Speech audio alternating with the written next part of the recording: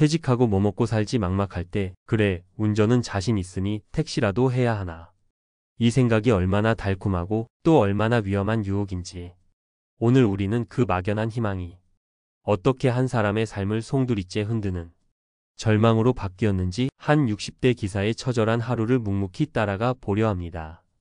잠시 후 매일 아침 심장을 짓누르는 564만 원이라는 족쇄와 12시간을 꼬박 일하고도 손에 쥔 돈이 8만 6천 원이었던 어느 날의 절망에 대해 이야기해 드릴 겁니다. 30에 넘게 한 회사에 청춘을 바쳤던 65의 박영수 씨. 그는 성실함이 최고의 미덕이던 시대를 온몸으로 살아온 스스로에게 떳떳한 가장이었습니다. 퇴직 날 그는 아내의 걱정 어린 얼굴을 보며 자신만만하게 말했습니다. 걱정 마, 퇴직금도 있고 국민연금도 나오잖아. 내가 어디 가서 놀고 있을 사람이야? 운전이라도 하면 생활비는 너끈히 벌 수 있어. 그의 목소리에는 은퇴 후에도 가족을 책임지려는 가장의 든든함과 아직 사회에서 쓸모있는 사람이라는 마지막 자존심이 묻어 있었습니다. 그렇게 희망을 품고 법인 택시 운전대를 잡았습니다. 하지만 현실은 도로 위 표지판처럼 명확하지 않았습니다. 한 언론사 인터뷰에 응했던 70살의 기사처럼 박영수 씨 역시 새벽별을 보고 집을 나와 자정이 가까워서야 귀가하는 날들이 반복됐습니다. 한 유튜브 채널에서는 어떤 기사가 한 달에 323시간, 하루 평균 12.4시간을 일한다는 고백을 했는데 박영수 씨의 낡은 운전석 시트에도 그 고단함이 그대로 새겨지고 있었습니다. 처음엔 이러다 보면 요령이 생기겠지? 열심히 하면 될 거야 라던 긍정적인 마음은 끝없이 이어지는 도로 위에서 방향을 잃기 시작했습니다. 엔진의 미세한 진동이 온몸의 피로로 쌓여갈 때쯤 그는 내가 지금 뭘 하고 있는 건가 하는 깊은 회의감에 빠져들었습니다. 그 회의감을 공포로 바꾼 것은 바로 기준금이라는 세 글자였습니다. 불법화된 산학금의 또 다른 이름일 뿐인 이 제도. 한 보도에 따르면 서울의 어떤 회사는 월 564만 원을 요구한다고 합니다. 564만 원.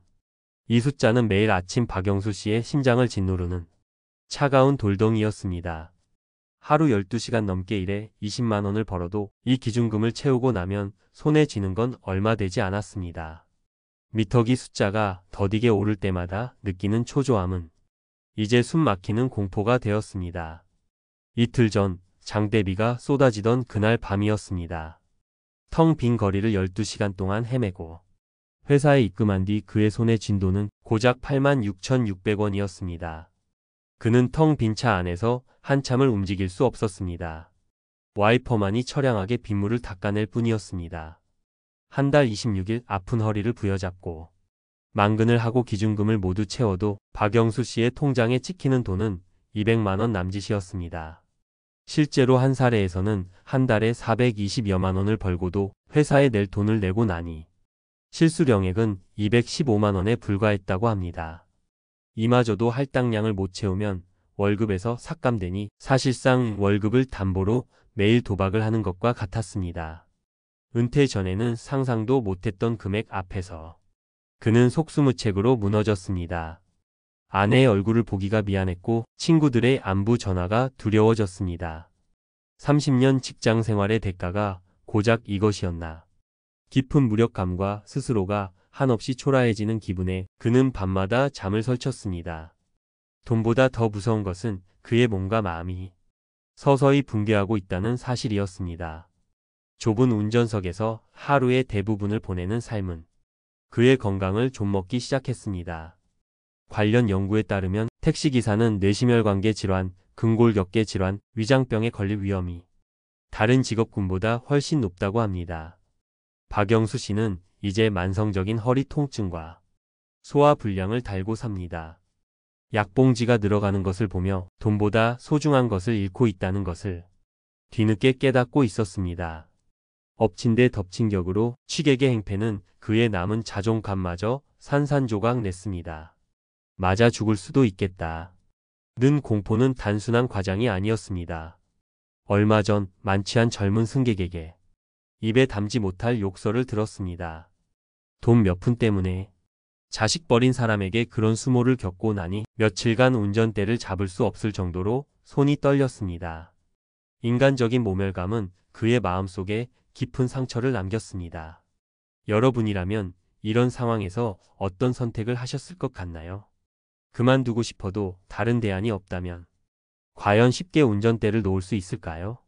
전국 택시기사의 45%가 65세 이상이라는 통계. 박영수 씨는 이 통계 속의 한 명입니다. 얼마 전 홍제동 가자니까 홍대에서 내려준다는 승객의 불평 섞인 농담을 들었을 때 그는 애써 웃었지만 가슴에는 찬바람이 불었습니다. 나이 탓에 실수할까봐. 내비게이션 화면을 볼 때마다 눈에 힘을 주게 되고 스스로가 불안해지는 현실의 깊은 서러움을 느꼈습니다. 이 지옥 같은 법인 택시를 벗어날 유일한 희망은 내 차를 모는 개인 택시뿐이었습니다. 하지만 그 희망은 신기루였습니다. 현재 서울 개인 택시 번호판 시세는 1억 1천만 원이 넘습니다. 관련 보도에 따르면 경기 하남은 1억 9천만 원, 충남 천안은 무려 2억 2,500만 원까지 치솟았습니다. 박영수 씨는 자신의 퇴직금 통장 잔고를 떠올리며 헛웃음을 지었습니다. 자녀 결혼 자금으로 쓰고 남은 돈으로는 어림도 없었습니다. 유일한 탈출구라고 믿었던 문이 거대한 강철 벽임을 확인한 순간 그의 마지막 희망은 산산조각 났습니다. 자, 지금까지 우리는 박영수 씨의 너무나 현실적인 고통을 따라와 봤습니다. 하지만 지금부터가 진짜 중요합니다. 박영수 씨는 왜 이 길을 선택할 수밖에 없었을까요? 그리고 우리는 어떻게 하면 이 길을 피할 수 있을까요? 박영수 씨는 이제 택시 운전을 원망하지 않습니다. 문제는 이것이 유일한 선택지가 되어버린 자신의 과거를 돌아보게 된 것입니다. 국민연금과 퇴직연금만으로는 부족할 것이라는 막연한 불안감, 그 불안의 실체를 제대로 들여다보지 않은 안일함이 결국 자신을 이 길로 내몰았다는 통렬한 자기 반성에 이른 것입니다. 많은 분들이 그렇듯 박영수 씨도 퇴직금을 일시금으로 받아 큰 돈이 생긴 것처럼 여겼습니다. IRP, 즉 개인형 퇴직연금 계좌가 뭔지 어떻게 운용해야 하는지 알아보는 것이 귀찮고 복잡하게만 느껴졌습니다. 그때 조금만 더 알아봤더라면, 그 돈을 쪼개서 연금으로 굴렸더라면 하는 뒤늦은 후회가 매일 밤 그를 괴롭혔습니다.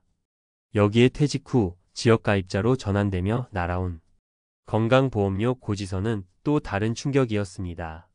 소득이 없어도 4억 원짜리 집을 가지고 있으면 월 18만 원, 월 200만 원의 연금을 받으면 24만 원에 가까운 건보료가 나올 수 있다는 사실을 그는 전혀 몰랐습니다. 그렇다면 우리는 택시 운전대를 잡지 않기 위해 무엇을 해야 할까요?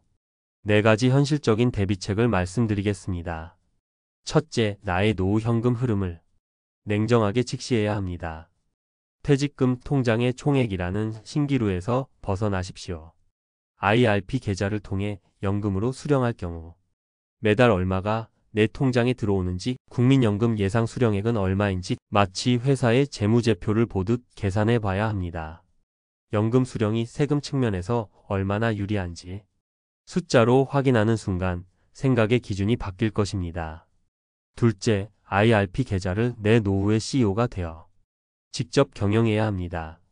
IRP는 돈을 보관하는 창고가 아니라 내 노후를 키워내는 농장입니다. 더 이상 어렵다, 모른다고 방치하지 마십시오. 최소한 디폴트 옵션을 활용하거나 조금만 공부해서 본인의 성향에 맞는 ETF 등으로 포트폴리오를 짜야 합니다. 연 900만 원까지 주어지는 세액 공제 혜택은 국가가 당신의 노후 농장에 뿌려주는 가장 확실한 비료입니다. 셋째, 비용을 줄이는 것이 버는 것입니다. 전기차 택시가 LPG 택시보다 유지비가 3분의 1 수준이라는 점은 우리 노후 설계에 중요한 교훈을 줍니다. 수입을 늘리는 것만큼 지출을 줄이는 것이 중요합니다.